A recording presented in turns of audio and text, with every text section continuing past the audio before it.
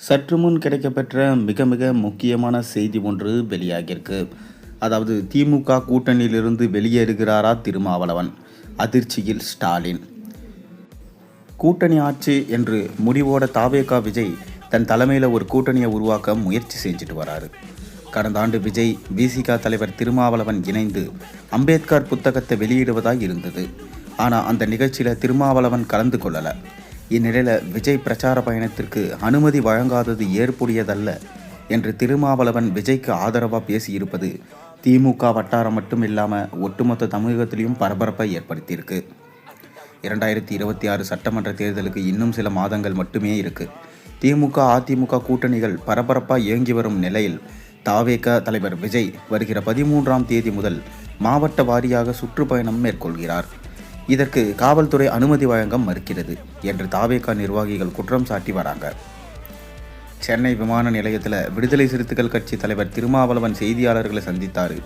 அப்போது அவர் செங்கோட்டையன் தன்னிச்சையாக கட்சியின் நலனுக்காக குரல் கொடுத்தா வரவேற்கிறோம், ஆனால் அது பாஜக இயக்கம் என்றால் அதிமுகவுக்கு நல்லதல்ல என்பதை சுட்டிக்காட்டியிருந்தோம்.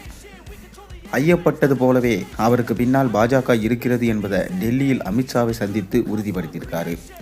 கூட்டணியில் இருந்து கொண்டே அதிமுகவை பாஜக கலீபரம் செய்கிறது என்று சுட்டி காட்டியிருந்தோம்.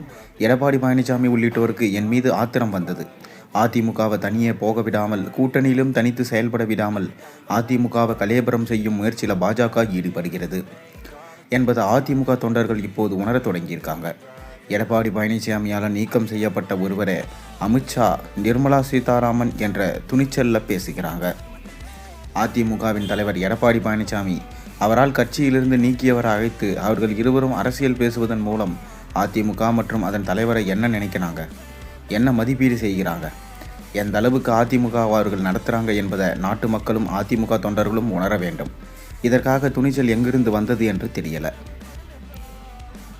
மேலும் மாநிலம் தழுவிய சுற்றுப்பயணத்தை நான் திட்டமிட முடியும். திமுக அதிமுக போன்ற பெரிய கட்சிகள் இப்போதே பயணத்திற்கு தயாராயிட்டாங்க. நாங்கள் உடனடியாக களத்திற்கு இறங்க வேண்டும் என்கின்ற கட்டாயமோ அவசியமோ இல்லை. எங்களின் கட்டமைப்பை உறுதிப்படுத்திவிட்டு அதன் பிறகு சுற்றுப்பயணம் மேற்கொள்வது என்று முடிவு செஞ்சுருக்கோம். விஜய் கூட்டத்திற்கு காவல்துறை அனுமதி மறுத்தா அது ஏற்புடையதல்ல. ஜனநாயகத்தில் அனைவரும் கருத்து சுதந்திரம், செயல் சுதந்திரம் இருக்குது. அந்த வகையில் அவருக்கு சுற்றுப்பயணம் மேற்கொள்ள அனுமதி வழங்க வேண்டும். ஆனால் எந்த காரணத்துக்காகவும் அவரின் சுற்றுப்பயணத்திற்கு அனுமதி மறுக்கப்படக்கூடாது அல்லது காலம் தாழ்த்தப்பட்டது என்பதை நான் இன்னும் அறியலை. அதை அறிந்த பிறகு சொல்கிறேன் என விஜய்க்கு ஆதரவாக திருமாவளவன் பேசியிருக்காரு. இது திமுக தலைவர் ஸ்டாலின் அவர்களுக்கு பெரும் கலக்கத்தை ஏற்படுத்தியிருக்கு. மேலும் மக்களுக்கும் சந்தேகத்தை உருவாக்கியிருக்கு.